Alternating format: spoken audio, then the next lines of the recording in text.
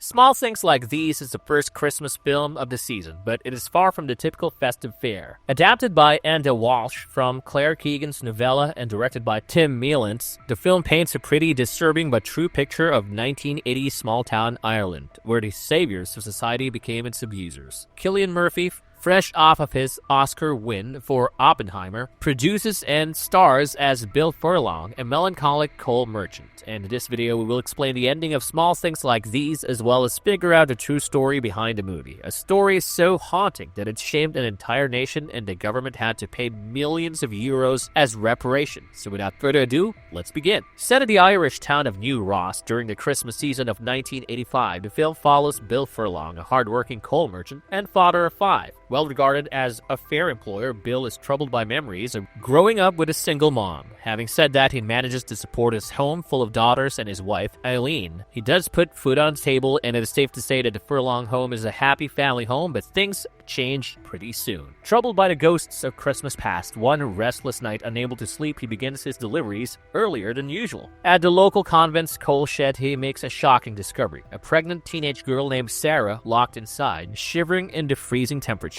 It is Ireland during the Christmas season, so you know what I'm talking about. Concerned, Bill brings her back to the convent. However, the nuns force Sarah to falsely claim she was locked in the shed while playing hide and seek. At this point, the movie starts to feel a bit like Mr. Murphy's epic gangster show, but the difference is that the gangsters here are the nuns, the wicked, evil nuns. Mother Superior's Sister Mary goes on to invite Bill inside and asks about his family, but the good old Mother Superior does not shy away from subtly threatening that if he speaks about what he has seen, his daughters might be barred from attending the local school. She then gives him a card and a gift for his wife Eileen. You see, although Bill was managing to make ends meet, the family hardly had any surplus money. Upon coming back home from the convent, Bill finds himself way more disturbed than ever. He even forgets to give Eileen the card from Sister Mary. Eventually, Eileen discovers the card and the so-called gift and is super surprised to see a huge cash donation. And as she praises the sister, Bill remains silent. He knew what was going on. Mother Superior had just tried to silence Bill with money, basically a bribe. Yep, the servants of God bribed a man to keep their evil doings a secret. Finding himself increasingly troubled, Bill decides he needs a drink. Later at the local pub, the owner, Mrs. Kehoe, advises Bill to keep quiet about the convent and its happenings. But the man has had enough and was not just going to sit around and wait any longer. He had to do something, because that would not only help the young pregnant girl but also himself. So still unsettled, Bill gets up in the middle of the night and returns to the convent. He opens the coal shed and finds Sarah once more offering his hand. He helps her escape. They walk openly past friends and family, and when Sarah grows weak, he carries her to his home. After washing his hands, he welcomes her into his family's heart, smiling to assure her she is safe. The film concludes with an explanation of the Magdalene laundry scandal that affected Ireland during the 1980s. Now, where things get interesting, what are the Magdalene laundries, and does this mean that the film is based on a true story? Before we go to explanation, we have a very small request. If you like our content, please support us by subscribing to our channel. This may be a small click for you, but for us, it means an awful lot. Thank you, and let's begin. Thank God you came when you did, Ben.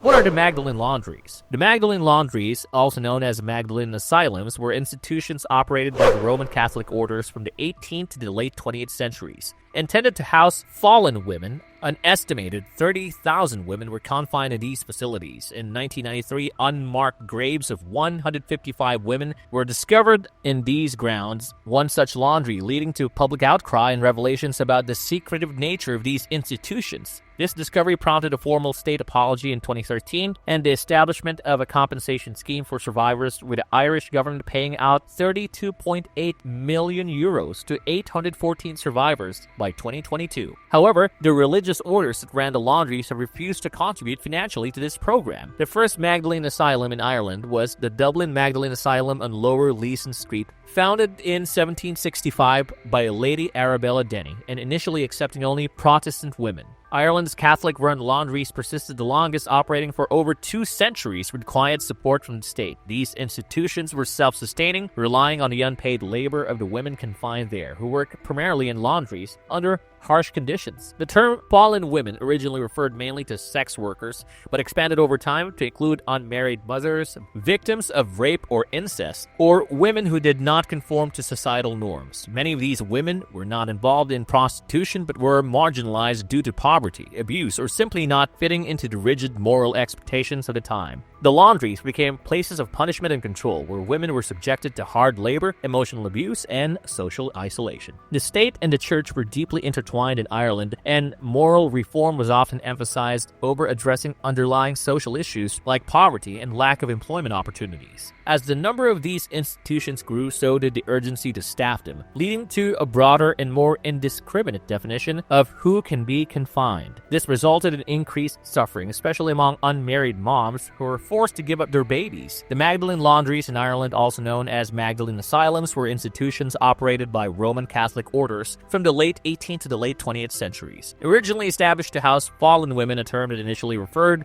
to sex workers but later expanded to include unmarried moms, victims of rape or incest, or women who did not conform to societal norms. These facilities became places of forced labor and confinement for an estimated 30,000 women. Several religious institutes such as the Sisters of Our Lady of Charity of Refuge and a congregation of Sisters of Mercy expanded these laundries, creating a vast network intertwined with reformatories and industrial schools. These institutions aimed to quote-unquote save the souls of women and the children but operated under harsh conditions. The women were subjected to hard labor without pay, primarily working in laundries that sustained the facilities financially. They were often confined indefinitely without trial, enforced by locked doors and strict supervision. Silence was mandated for much of the day, and all staff members were addressed as mother, regardless of age. As the laundries grew, the definition of fallen women broadened, leading to the incarceration of orphans, abused girls, and those who did not fit societal expectations. The expansion was fueled by the need for free labor, and the treatment of the women became increasingly abusive. The institutions became more secretive and punitive, contradicting their stated mission of protecting and rehabilitation. In 1993, the discovery of unmarked graves containing the remains of 155 women on the grounds of a Dublin laundry operated by the Sisters of Our Lady of Charity sparked public outrage. This led to revelations about the secretive and abusive nature of the Magdalene laundries. A formal state apology was issued in 2013, and a compensation scheme for survivors was established. By 2022, the Irish government had paid out €32.8 million to 814 survivors. However, the religious orders that ran the laundries have refused to contribute financially to this program. The laundries persisted well late into the 20th century due to Ireland's conservative social values and a close relationship between the state and the Catholic Church. The societal complicity allowed these institutions to operate unchecked, effectively punishing women for transgressing moral codes while ignoring underlying social issues like poverty and lack of employment opportunities. The decline of the laundries coincided with the changing sexual norms, a loss of faith in the church due to repeated scandals, and practical factors like the advent of washing machines, reducing the profitability of the laundries.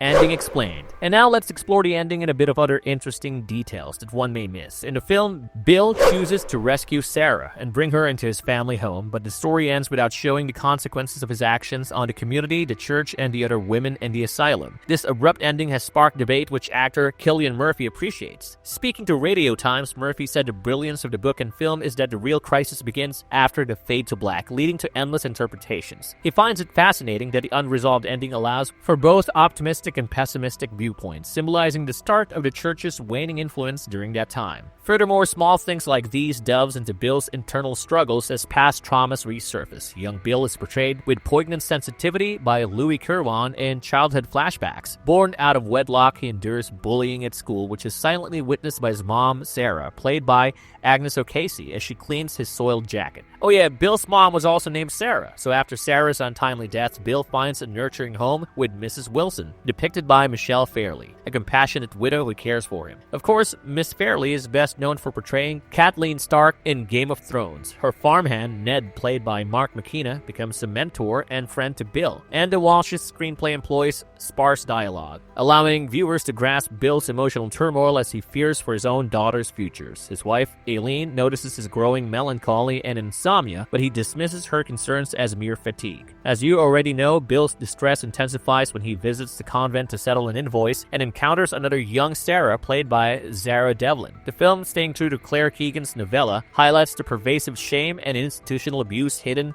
within the community. Bill wrestles with his conscience, torn between taking action or remaining silent like many others in New Ross. Cillian Murphy delivers a heartfelt performance as Bill, a diligent coal merchant in the Irish town of New Ross during Christmas 1985. The film delves into Bill's moral awakening as he confronts the oppressive influence of the local convent. Director Tim Mealance, known for Legion and The Terror, skillfully guides the narrative, drawing out genuine emotion while keeping the darkest aspects off-screen. Cinematographer St. John Jansen enhances the story's themes with shots framed through doorways, symbolizing hidden truths. If you like our content, don't forget to leave a like and subscribe to us if you haven't already. Have a good one and be safe. Thanks, everyone.